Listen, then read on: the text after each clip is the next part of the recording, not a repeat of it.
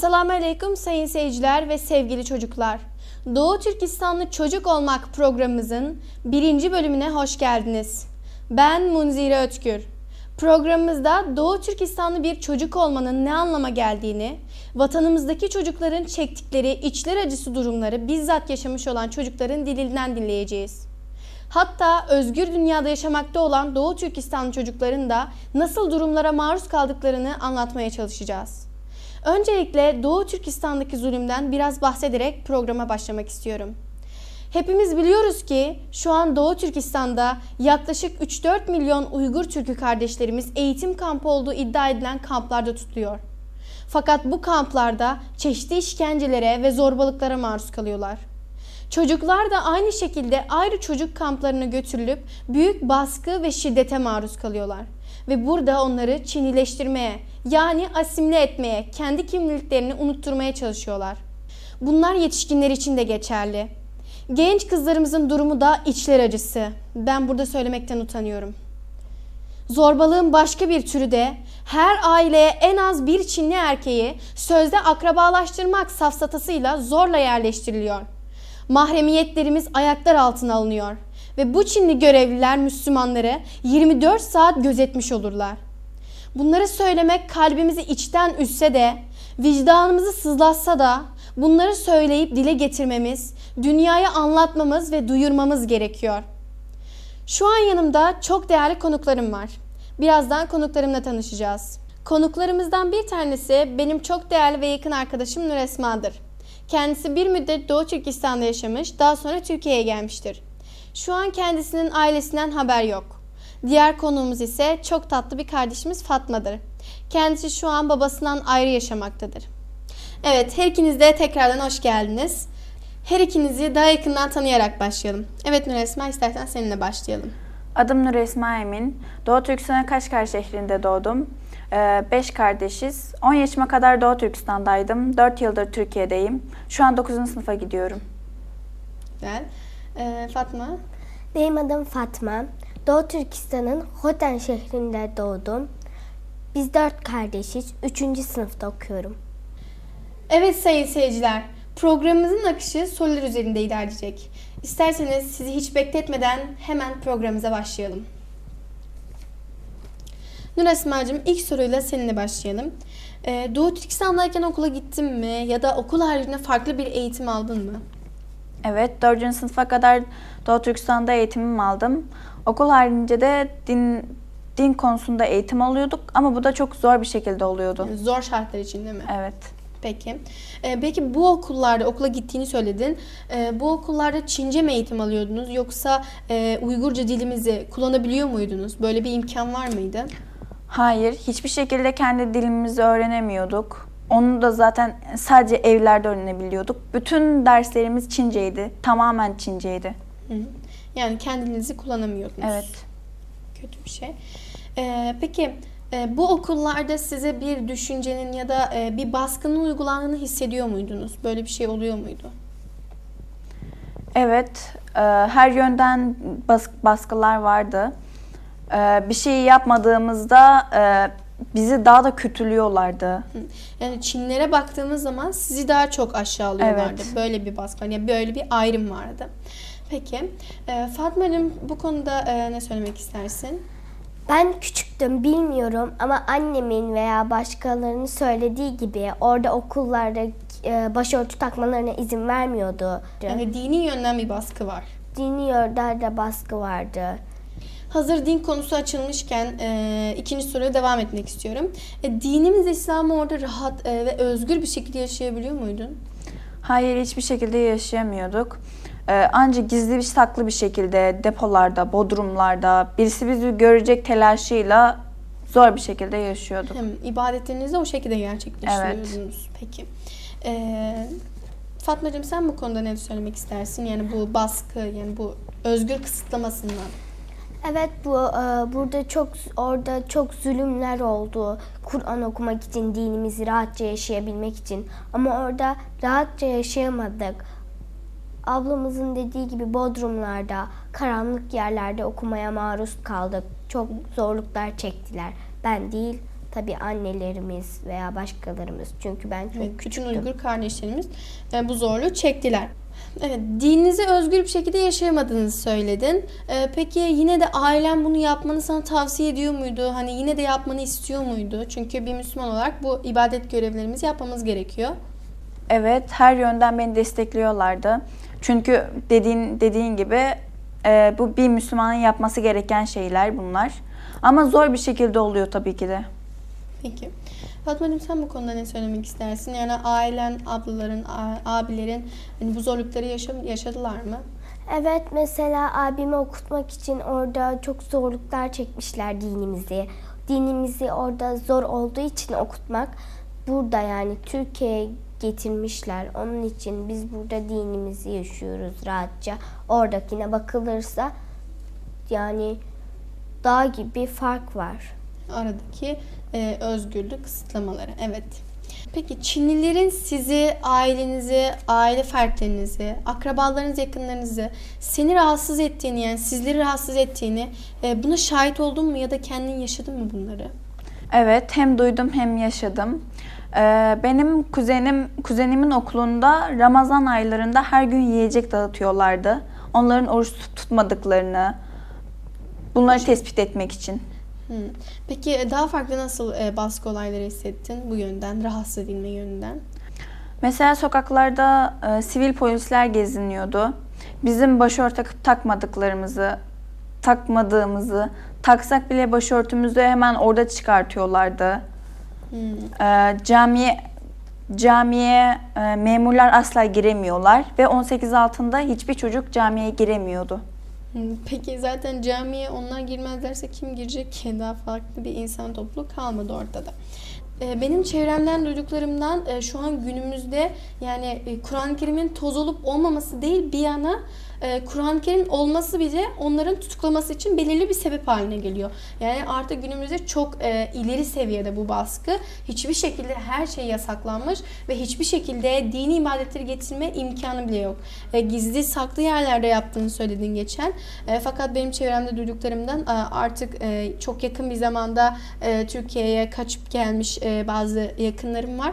Onlardan duyduklarımdan artık asla böyle bir imkan bile olmadığını, her tarafta artık gözetmenler olduğunu, kameralarla, şu an günümüz teknolojisinde biliyorsunuz kameralar mevcut ve bu kameralarla çeşitli yani o kameralar sayesinde o kişiyi tespit edebiliyor ve nereye gittiğini, az önce nerede olduğunu bu şekilde öğrenebiliyor. Yani çok büyük bir baskı var, çok büyük bir titizlik ve adeta şey gibi, dedektif gibi diyebiliriz.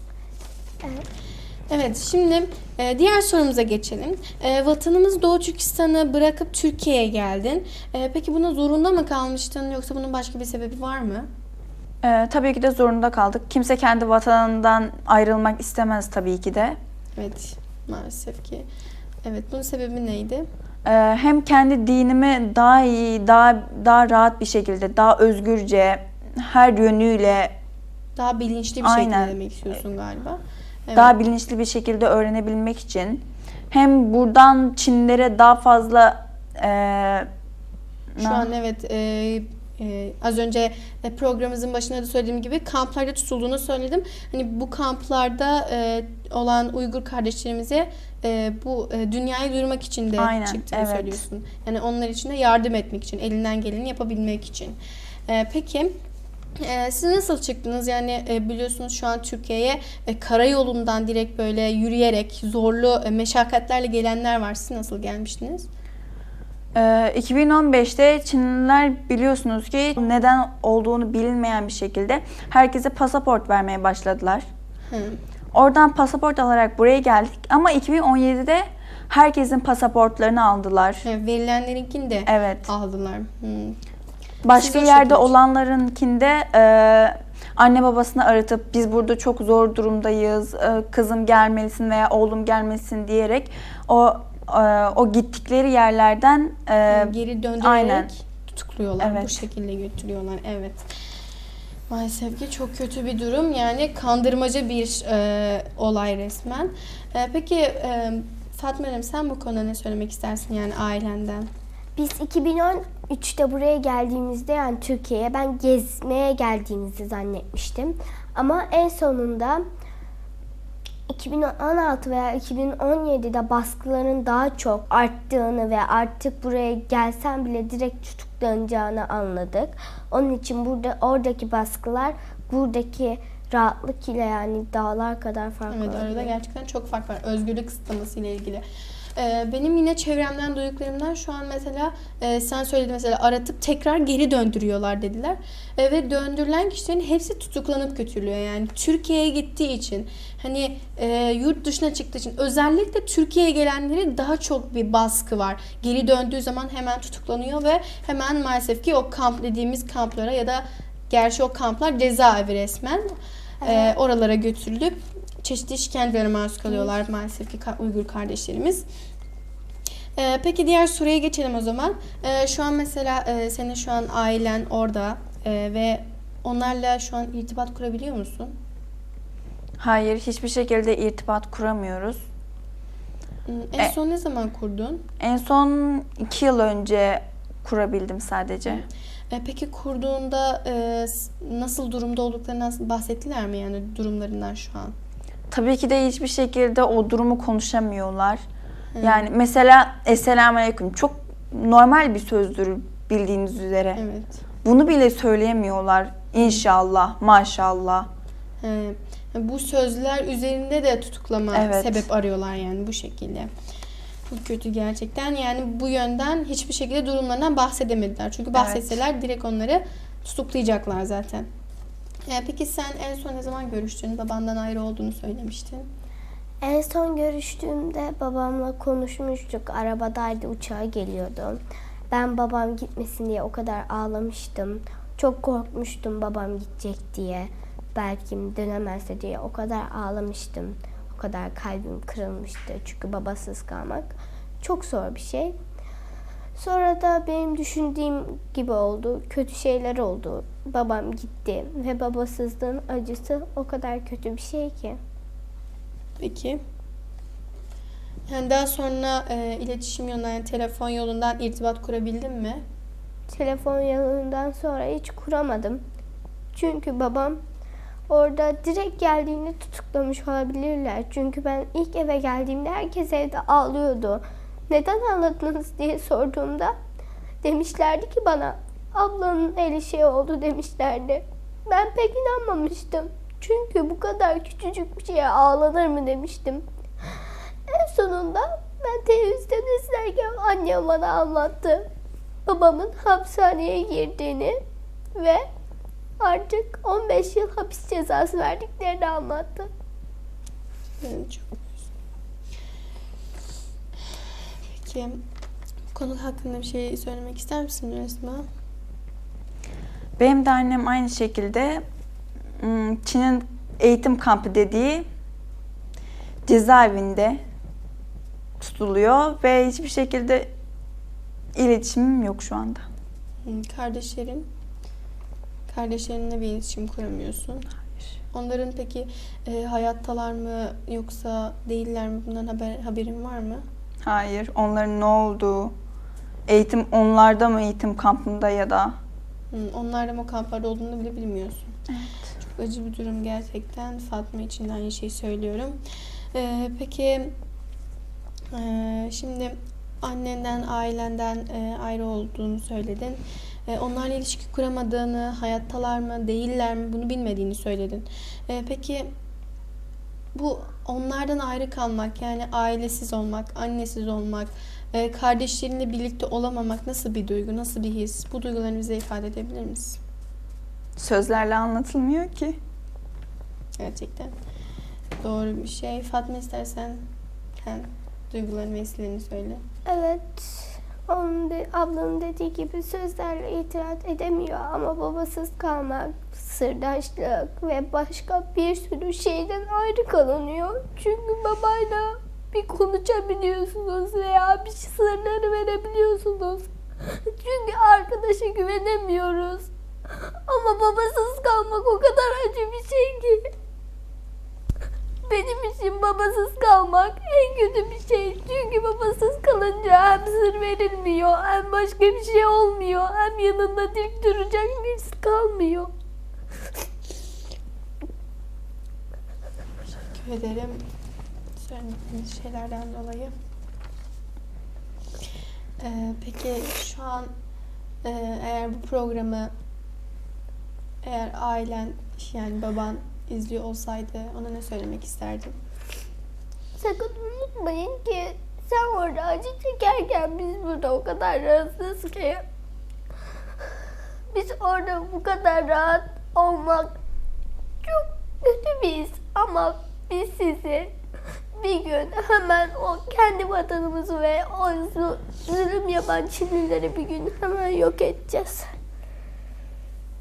Nur Esma, aynı şekilde senin de eğer ailen buradan seni izliyor olsalardı onlara söylemek istediğin bir şey olur muydu? Her şerrin ardından bir hayır vardır. O yüzden ben Çinlilerin asla cezasız, hem bu dünyada hem öbür dünyada asla cezasız kaldıklarına inanmıyorum. Hem kendi vatanımızı kurtaracağız hem de sizlere kavuşacağız inşallah. İnşallah, amin. Zaten onların bu yaptıkları asla ardına kalmayacak. Hepsinin cezası çekilecek. Burada sizler gibi bir sürü benim de yakın çevremde arkadaşlarım var. İster Uygur olsun, ister Türk olsun, ister Suriyeli olsun. Bütün dünyada bizim gibi, sizin gibi ailesinden, annesinden, babasından ayrı kalmış, yetim, öksüz bir şekilde kalan çok çocuklar var. Onların sebebi de zalimler yüzünden, zulme uğradıkları için annelerinden, babalarından ayrılıyorlar. Bu acıyı, sizin gibi bu duyguları onlar da aynı şekilde yaşıyorlar. Asla yalnız değilsiniz, size de bunu söylemek istiyorum. Allah inşallah bir gün bu zalimlerin cezasını verecek. Benim çok şükür ki ailem burada olsa da benim de akrabalarım oradalar. Onlardan ben de haber alamıyorum. Onları hiç görmemiş olsam bile onları çok özlüyorum. Ben de bir Doğu Türkistanlı çocuğum. Vatanımın kokusunu, havasını soluyamasam bile, vatanıma ayak basamasam bile bu özlem ve istek ile yaşıyorum. Allah'ın izniyle bir gün bütün Uygur kardeşlerimizin ve bütün dünyadaki zulme uğrayan Müslümanlar elbet bir gün kurtuluşa ereceklerdir. Bundan benim hiçbir şekilde şüphem yok. Evet sayın seyirciler ve sevgili çocuklar, programımızı sonlandırmadan önce hepinizden bir ricada bulunmak istiyorum. Şu an Uygur kardeşlerimizin yaşadığı acıları ve çektikleri zulmü ailenize, arkadaşlarınıza, yakınlarınıza, akrabalarınıza, herkese anlatmanızı ve paylaşmanızı istiyorum. Ey Müslüman kardeşlerim, eğer biz bir olmazsak, hepimiz birleşmezsek, bu davayı savunmazsak, bunu biz sahiplenmezsek düşmanlarımızı asla yenemeyiz. Bunun için sizleri bu davaya destek vermeye davet ediyorum. Programımızın sonuna geldik. İzlediğiniz için teşekkür ederiz. Bir dahaki programlarda görüşmek üzere. Allah'a emanet olun. Selametle kalın.